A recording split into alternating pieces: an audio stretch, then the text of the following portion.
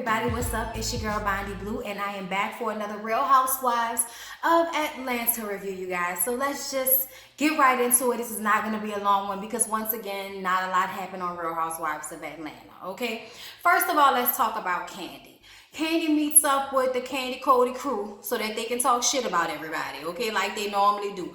Don't trip, it was funny, okay? First, they talk about how the Escape reunion is coming along, but we can't spend too much time on that because they got a whole hour-long episode that's about to come on, okay? Then we talk about how she's actually getting along with the other girls in the Real Housewives clique. She's still not talking to Portia. She's still mad at Kenya because Kenya don't want nobody to know her husband's name, and I thought we was friends, baby. You know, she feeling some type of way about that situation. But it's time to get new members for the Candy Cody clique, okay? They need to get a new general manager for OLG, and after the situation with Johnny Winston last season with his disgusting ass trying to sue people via Phaedra Parks, bitch, we got our feelers out there and we trying hard to find the right person because, you know, we close-knit over here at Candy Cody Entertainment, okay? Shout out to Don Wine for being a regular old general manager. You know, if y'all need somebody to do anything, call me, Don Wine. Call me. You got my Twitter, nigga. Call me. And then Karma is going back to insurance, okay? Candy is investing in Karma's business so that she can go ahead and live her dream, okay? And not be Candy's assistant anymore because bitch about to be 50. Ain't nobody got time to be assistant bitches when we the same age. Girl, I can't be running behind you. I'm tired already. Okay, that's how Karma look like she feel with that old auntie haircut. Bitch, you look cute though. I ain't mad. Okay, with your loving basketball scar.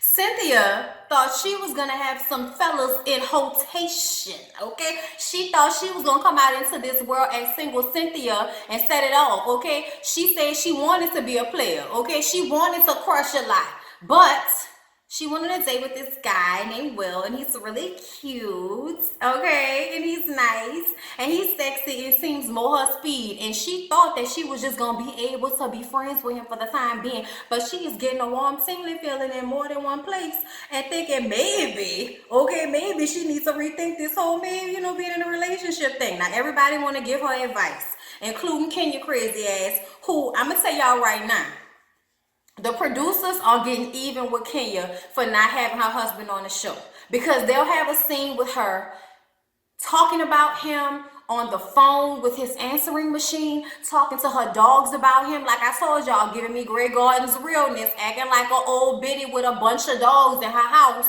okay, acting fucking crazy, talking to herself, talking to the dogs, talking to the wall. Ain't nobody really there, leaving messages on her kids' phones because they don't want to talk to her no more. Then a message then all filled up, and she trying to leave sexy lingerie talk on nigga answer machine, but he like, bitch, I'm at work. Why you keep calling me?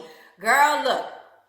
Production is getting in that ass with Kenya on a real slide tip because she looks crazy. It looks crazy for her to keep talking about him and keep, you know, swooning over their relationship and how much sex they're having when we have never seen him. It's almost like she's talking about an imaginary man. It is fucking hilarious yet sad all at the same time. But hey, on the real, on the end, if Kenya's happy, girl, go ahead and live your best life and be great seeing your husband 3 days a week, girl. Only on the weekends, bitch. Only in America.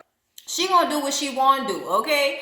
They getting ready for Sheree's party because Sheree is throwing a 70th birthday party for her mom, and it's like a 70s theme. So they all go over to Kenya's house, and what I mean by all, I mean Nene and Cynthia meet up at Kenya's house, and they go into her closet when she's getting dressed, and they see that there are some men's clothes hung up. But they all still have the tags on them. So did you buy these for him? Or did he send these over as new clothes I'm gonna wear when I get to Atlanta? Like, what is that about, bitch? Okay, that even more so made us look at Kenya with the side eye like, bitch, we can't find no marriage license. And then here you are talking about a nigga we ain't never seen except for on the blogs and in Instagram photos, okay? And keep talking about how he's not used to people talking about him. He's not used to adversity. Bitch, he is a black man in corporate America. He is used to adversity. All of this cry for me, Argentina, because I'm on a reality show. I told you last review, bitch, I wasn't going to stand for it too much longer. Get past it, Kenya. Get past it. Portia and her sister Lauren are an episode in living with each other, and they already about to kill each other, okay? But it's not about the living situation, it's about the business. Portia wants to open her own hair salon, okay? And she, of course, is going to have her sister run it. They go and sit down and have a meeting with a real estate agent and the money man for Portia, so that they can discuss the logistics and how they can actually get this to happen. While in conversation about how it's going to be, as far as, are you going to have stylists who are on salary, or are they going to pay booth rental and be independent contractors? You know, just questions like that they obviously have not talked about, even though they're always together. Okay, I don't understand how y'all come meet with the money man and the real estate agent, and these little things that y'all should have been thinking about from jump, y'all haven't even talked about yet. Okay, Portia says that she wants to be able to leave Dish Nation in the morning and go over to the hair salon and work there as well. And so Lauren is like, well, what are you gonna do? Because I'm gonna run the place. So what are you gonna do there? And she's like, well, first of all, I'm gonna be the owner. And it's like, Portia, just because you own something doesn't mean you do anything. The two men leave the table because that part of the conversation is over. And Lauren lets her know that she does not like all of this my shop shit. And Portia just could not wait to remind her that it was her money, her back, her name on the line, her credit on the line, opening this business. And it's like, you saying that like Lauren is asking you to do her a favor by opening up a hair salon. No, bitch. You want to open up a hair salon and you want somebody else to handle the logistics because your brain can't calculate that quickly, bitch. And we all know, okay? We know that Portia has her smart moments. She is smart when it comes to the feminine wiles of a woman, okay? She is smart when it comes to putting her face and her name out there and making a path for herself. She is smart at those things, but when it comes to actually the hands on deck, this business is about to open. We need to get stylists. We need to get managers. We need to make sure we have everything we need in the salon. Neither one of us do hair, so the salon is going to need shit besides bags of weave, okay? All of that stuff that Portia never thinks about, that she's going to rely on her sister to think about, but yet she plays her sister dust and acts like her sister should be happy that she's even being brought along with her. That's what she was saying. You should just be happy that I'm bringing you along with me, okay? Because apparently, even though they're both going to be co-owners, Portia gets 85% of the money made. And Lauren only gets what? What does that leave? 15%? Bitch, seriously? For me to sit up here and do all the work, for me to be at your beck and call 24/7, 2 a.m. I got a fucking baby, I got my own personal issues, and I'm always there for you as a personal assistant and not getting paid as much as I should because I'm your little sister, but you don't want me to keep it real with you, but you gonna catch a fucking attitude so you can remind me about how much money you are putting into something. And I just want to add that you got money to start up a new business, but you don't have the $5,000 to go over to Africa for Shamia's wedding. Bitch, hello. I just want to point out that this is what I don't like about Portia. However beautiful, funny, and charming she can normally be, she's selfish, she's narcissistic, and she works on my fucking nerves, okay? Her interaction with Lauren is the prime example of what I don't like about her. When she gets into this space that I'm Portia and I'm making this all possible, and you should just be grateful that I'm doing this for you, even though most of the time I just show up and look cute and my sister actually does all the hard fucking work. Yeah, that's fucked up. Lauren was like, fuck you, bitch. Okay, I'll take me and my baby and live on the street before I deal with this bullshit with you. And she gets up and walks off. And Portia is just like, bitch, whatever. On the street, girl, bye, sipping tea. Obviously, y'all can see. I mean, I'm not that much of a fan of Lauren, but I could definitely see how she's feeling in this situation. Portia is so selfish. So like I said, Sheree is throwing her mom a 70th birthday party, okay? And everybody's there. Everybody comes to the party. But before the party even starts, we got drama with another party planner. Okay, whoever this Tiffany girl is, Sheree should have put her information on Instagram, Twitter, Facebook, and basically ran her business through the mud if you ask me. Because bitch, what you not gonna do is have me pay my money for all of this shit and you never show up on the day of the party. You don't come here to help set nothing up. Then you only talking to me via text message and phone, and then when it's time for you to show up, you send me a text message telling me that you're not coming because you felt some type of unprofessional, angst between us. Bitch, what? I'm paying you to plan a party, yet on the day of the party, 4 hours before it starts, I'm here putting shit together and my kids are putting up decorations when that's what I'm paying you for. Okay? If I was Sheree, I would have blasted that bitch all over social media because that was fucked up to me. I don't like that type of shit because people get away all the time with having backwards ass business practices and think that it's okay and it's fine and they just gonna send you a text message. No, bitch, I don't give a fuck whether I got an attitude or not. You show up because I'm paying you to show up. Okay? Girl, look, I was so mad. Sheree said, you know what? I'm going to do this myself. So she pulled it together. Okay, her and that big booty and that ponytail and that beautiful eldest daughter of her.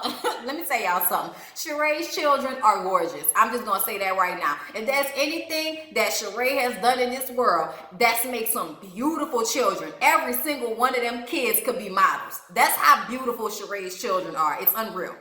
And just because they was all in the same room at the same time. And I was like, God damn, Sheree, some nice looking children. Beautiful family, girl. Do it, okay?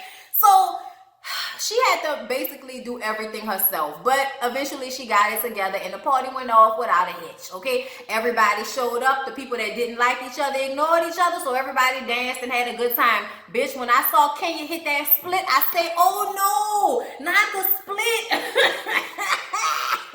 Look. David, Daly, Mark, Michael, Luke, John, whatever the fuck the husband's name is, must be bending it over and busting it open, but damn sure not around us, okay? Y'all, look, she had the best 70s costume. I have to give it to her with the Afro puffs. Kenya did it, bitch. It was cute. I was here for it, but everybody was cute, and it was a good time, okay? So moving along, you guys, moving on to Nene. This episode, we see her youngest son, Brent, okay? He just graduated from high school, and he wants to start getting into the entertainment business and being a comedian. I'm like, yeah, don't be a comedian like your mama and make rape jokes, because then you won't be a comedian no more, baby. You know, just following the footsteps, but, you know, learn from the lessons. Anyway, Greg was not feeling good this episode. You know, first we see them by the pool and he was saying he wasn't feeling good. And then we move on and Cynthia comes over to the house and Nene is packing a bag for him. And we like, what is going on? He in the hospital. They want to do tests and he might be getting surgery in the morning. And Nene is very like lackluster about it. Like, it's okay. They said he's okay. And I'm still talking to him. So he'll be all right. You know, she's not too worried about it. And Cynthia is just like, Nene is not the type of person that handles sickness very well. So she's probably handling this the best way that she knows how. But that doesn't necessarily mean it's the best way. Because it seems like she doesn't care. You know, you're going to a party. You know, going to Funky Town with the jive turkeys and shit, and your husband is in a fucking hospital and we don't know whether he's having real heart issues or just having anxiety, okay? It's a very scary thing, okay? After the party, we see her in the car and I'm guessing she was driving to the hospital, but she was on the phone with Greg and he was like, look, I'm not feeling good. They saying they want to, you know, have some type of surgery and you're not here and I'm scared. And it was like the first time throughout this whole episode that she felt him being scared. So then she got scared and she went from holding it together to being in the hospital crying. I felt so bad for her, y'all. I'm about to get emotional myself. This is my second time recording this segment because I'm doing this off my cell phone because my new cell phone has better video than my camera. So I wanted to try it out to see how it looks. And the first time I recorded this, I bust out crying. And I'm trying not to cry right now because I know exactly how it feels for somebody to be okay one day and then the next day they're gone. I went through the same thing with my dad. I was around the same age as Brent when my father got sick and I had to come back from Atlanta and I spent, you know, 2 years with him before he passed away. And it still was like he was fine one day and gone the next. And it's a very difficult situation, okay? It's the holidays, y'all. And my daddy was like the person that made the holidays feel like the holidays, and he's not here anymore. And my mom is not the same about that. She don't really care about shit like that no more since he's not here. She's just gonna go buy whoever got food and we gonna bring gumbo and that's that. But it's not the same, you know, camaraderie-ness. Like everybody came to our house. It was always like that. And that has changed since my father died. And it's just, oh, watching this with Greg and Nene, it was just very difficult for me because I could just remember how my mom was trying to hold it together after my dad's surgery. Then when he went under and that was the last time we saw him, you know, awake and alive, it just brought all of that back for me and I'm getting emotional again. Shit. But yeah, y'all, I'm praying for Nene and Greg. We all know that it works out for the best and that Greg is okay, but that does not mean that he's not going to have further health issues. A lot of the times when you get into this age range and you get your first bout of, I'm going to the hospital, you might be okay and you get a reprieve for a year or two, but then you right back in the hospital for something else. So I really hope that Greg and Nene are taking care of themselves and doing the best that they can with his health, and I'm praying for them. And that was basically everything that happened on this week's episode of Real Housewives of Atlanta. It wasn't a lot, like I said, but I hope y'all enjoyed it nonetheless. So please don't forget to like, comment, and subscribe to my channel. Care Bear, share, shake them tits, especially if you in a double D bra, bitch. Y'all, everything is in the description box. I love y'all. See y'all in the next one.